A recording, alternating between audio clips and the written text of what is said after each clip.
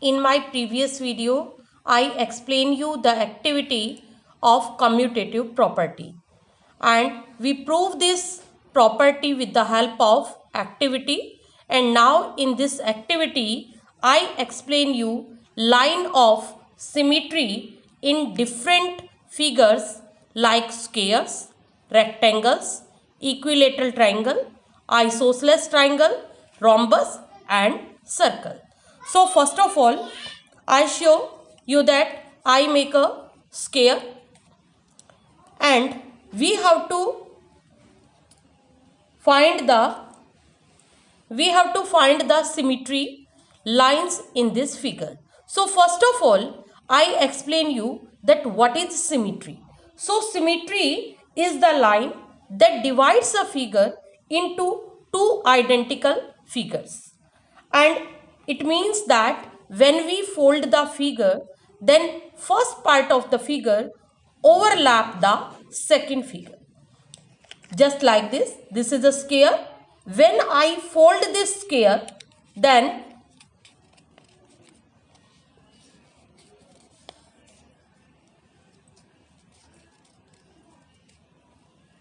it overlaps the first part. Just like this. ये देखिए. Now in this figure, you see that we can't able to see the lower part of the this.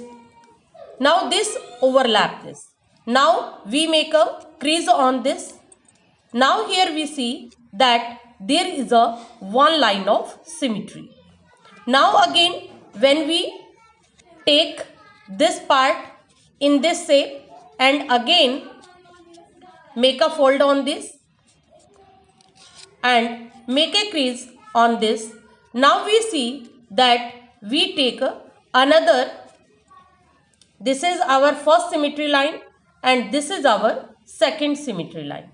Now we have to fold it by the vertical line. This diagonally हम इसे fold करेंगे, and when we fold it, then we see that its first part coincide the other part. Coincide means it cover the lower part completely and make a crease on this, and after this I see that there is a line and this is our third symmetry line. Now we take the next two opposite vertices of this and make a fold on this, and after making the fold we make a crease on it and we see that there is a line. Now we see here that these all lines are clear. This, and we draw the symmetry line with the help of the scale. This is our first symmetry line. This is our second symmetry line.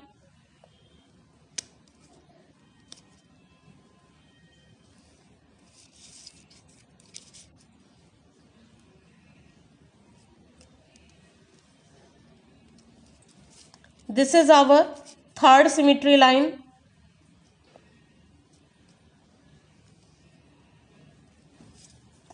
This is our fourth symmetry line. So we learn that how we draw the symmetry line with the help of folding the parts of the square. Now I explain you the symmetry line on a rectangle. This is a rectangle and we fold the rectangle with their breadth. This is the length of the rectangle and this is the breadth. So when we fold it, we saw that its first part cover the second part, and now we make a crease on it, and when we open it, then we see that there is a line. So this is the first symmetry line. Now we fold it according to their length and make a crease on it. Now we see that the first part cover the second part completely, and when we open it, then there becomes a line. And after this, we take with the help of the scale, we draw the line, and now we see that in rectangle we have two symmetry lines. Now we take an equilateral triangle. In equilateral triangle, all the three sides of the triangles are equal. So how many symmetry lines we have to see it? We fold it with the help of the vertex. We take the first vertex and start to fold the figure and make a crease on it. When we open it, then we see there is a line. This is the first symmetry line. Now we take another vertex, second vertex of this, and make a crease on this. Now we see that its first part cover the second part, and we make another crease. Now here we see that this is our second symmetry line.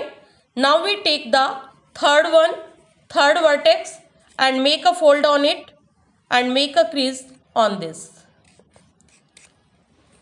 Now by doing this, we see that we draw the three symmetry line. First symmetry line, second symmetry line, and third symmetry line. Now we draw the symmetry line with the help of the scale.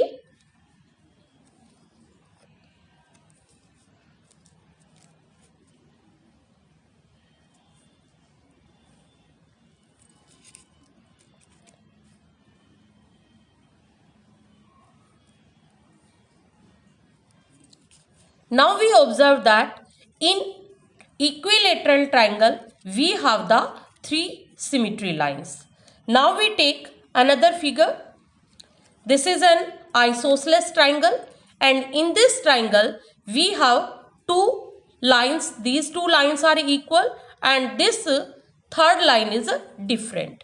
Now we have to take this vertex and fold the triangle like this, and by doing this we see that its first part cover the second part completely. When we open it, then we see that there is a one line.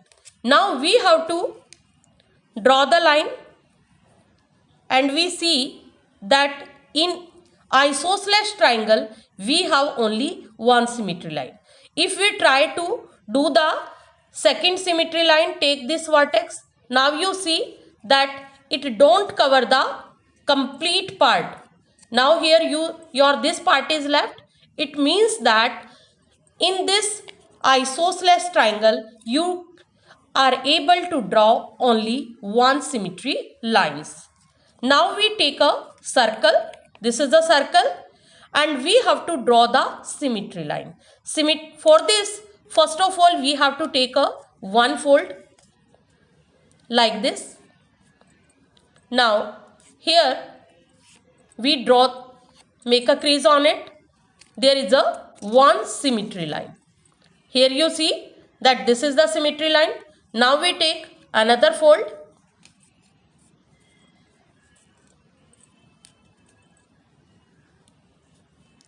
Now here you see second symmetry line.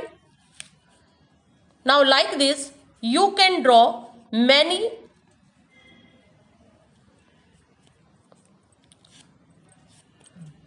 symmetry lines in the circle.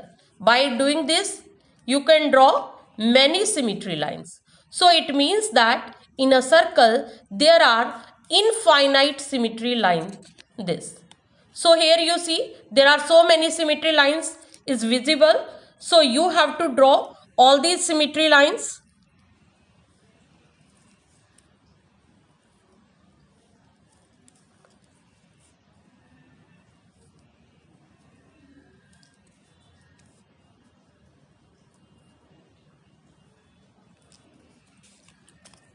So here you see there are so many symmetry lines in a circle.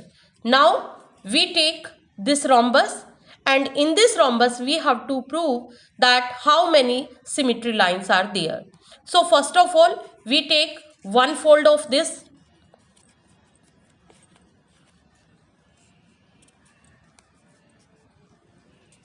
like this. When we fold it and make a crease on it, then it seems that there is a one symmetry line. Here you see that there is a symmetry line and we draw this symmetry line. After that, we take the other pair of the diagonals and make a crease on it. Start to fold it like this.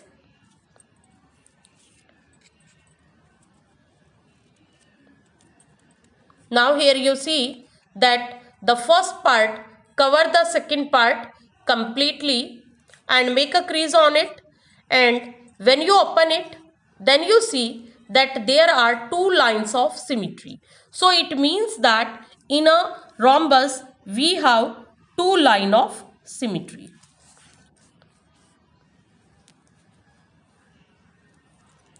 So in this activity we learn that in square we have four lines of symmetry. In rectangle we have two lines of symmetry. Equilateral triangle we have three lines of symmetry. In an isosceles triangle we have one line of symmetry. In rhombus we have two lines of symmetry. In circle we have infinite line of symmetry. Now I hope you understand how to draw the symmetry lines with the help of the activity. Thank you and have a nice day.